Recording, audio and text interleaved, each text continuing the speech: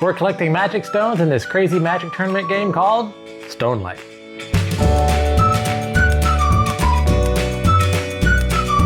Stonelight is a deck building, hand management battle card game, where your goal is to attack the other players and be the first player to collect 6 magic stones. At the start of the game, the board is placed in the middle of the players, with the spells and the resource cards in their respective areas. Each player receives a unique character, a familiar, a spell card, and 4 resource cards. Stonelight is played over a number of rounds with 3 phases occurring in each round. The first phase is Magic Stone Roulette, where one player is randomly chosen to receive a magic stone. The next phase is Resource Collection, where each player tosses their character card into an area to claim a resource. If multiple players choose the same area, then the order is determined by the character's priority number. The last phase is the Magic Battle, where each player chooses one character to attack and one spell to attack them with. You must have the necessary resources in order to choose the spell that you're attacking with. Spells are then cast based on the spell's priority number. Spells can hurt your opponent, help you, or end up being neutralized depending on what's being played. Once all the spells have been played, you reset and you start the phases all over again. Gameplay continues until one player collects 6 magic stones. We received this game from Churro Games so that we could do this preview video, so thank you, Churro Games. So it's no secret that I like anime. When I first saw Stonelight, I like the illustrations and everything. It's that chibi style where it's like a shorter anime character.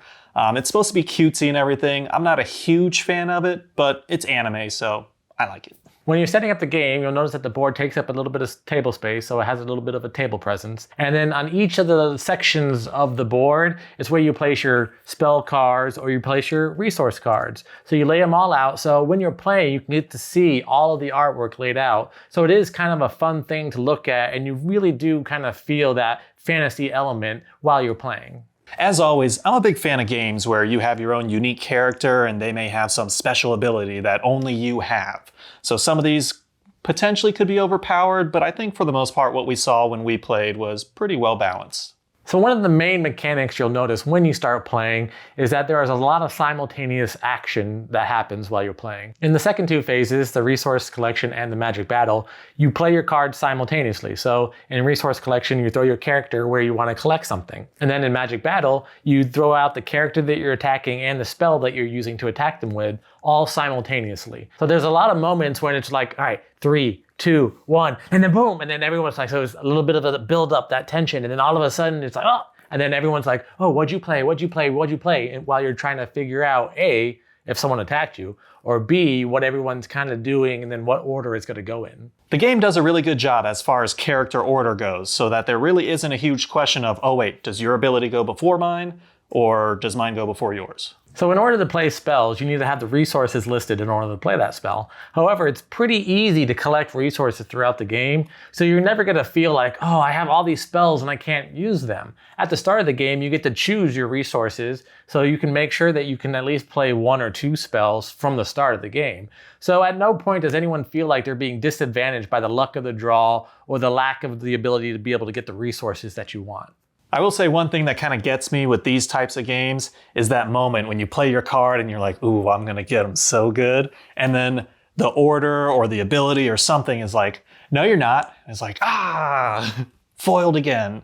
We were playing a 4-player game and it still went pretty quickly, so I think that a lot of families can play this game. It won't take too long. And it's not too complicated to learn or teach a young person to play. So it's a very family-friendly game, and I think that kids will enjoy it. I think one area that might slow you down is just having to read the abilities or the cards. Like, they're very unique, and so every time you play something, you have to be like, all right, I'm playing this one does this, and everyone's got to go around and say, and then you're like, okay, well, this cancels that cancels that.